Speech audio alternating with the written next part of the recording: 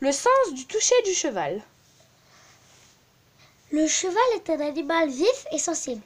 Ses réactions sont rapides, parfois trop à notre goût.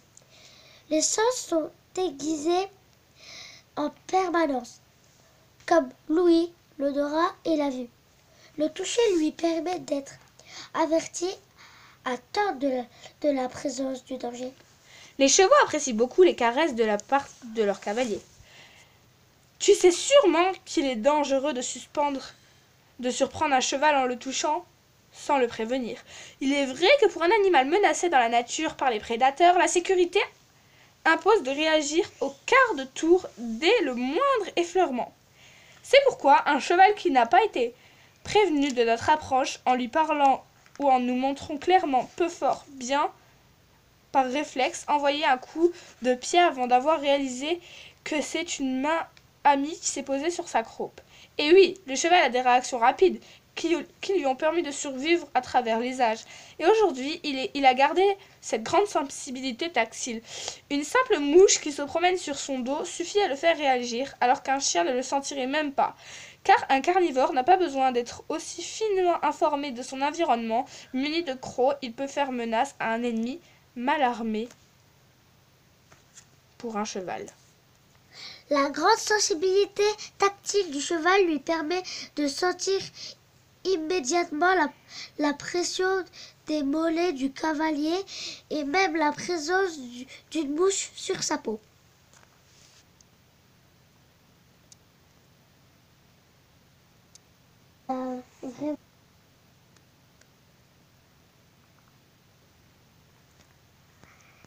Question-réponse. Le cheval aime-t-il que les humains le touchent?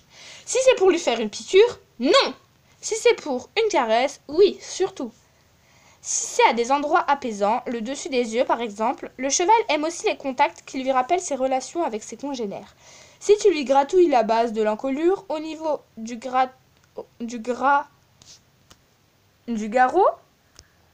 cela évoque pour lui le mordiment du toilettage mutuel.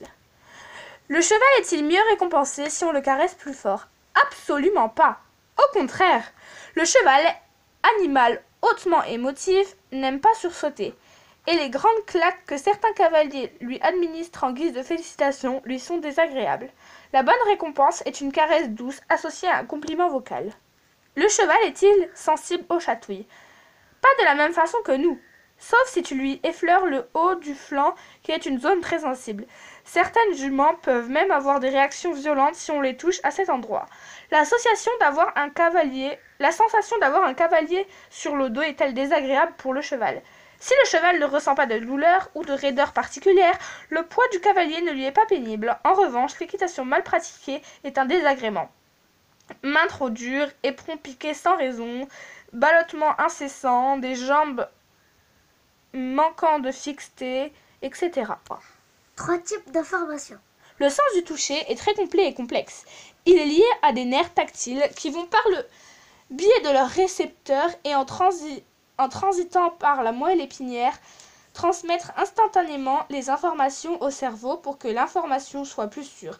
Les nerfs tactiles sont hautement spécialisés. Il existe en 3 principaux groupes. Certains informent sur les sensations tactiles proprement dites, le contact d'une feuille, une caresse, une mouche. D'autres nerfs l'enseignent sur le chaud et le froid. Il en existe une 3e catégorie spécifique à la douleur et la pression. Ce dernier groupe est également celui qui permet de reconnaître la taille d'un objet en mesurant la distance qui sépare les différents points de contact. Ainsi, le cheval à qui l'on pose une selle sur le dos sait immédiatement, sans l'avoir vu, qu'il s'agit bien d'une selle. Question-réponse. Certains chevaux ont-ils un sens du toucher plus développé que d'autres? Les pur sang ou les anglo-arabes paraissent effectivement plus sensibles que les chevaux de trait ou les poneys, mais rien ne prouve qu'ils aient davantage de récepteurs. Une peau fine est simplement plus conductrice des sensations qu'une peau couverte d'un poil épais. Par ailleurs, à sensation égale, les chevaux de sang ont en général une réponse plus rapide et plus violente car leur seuil d'émotive est plus bas.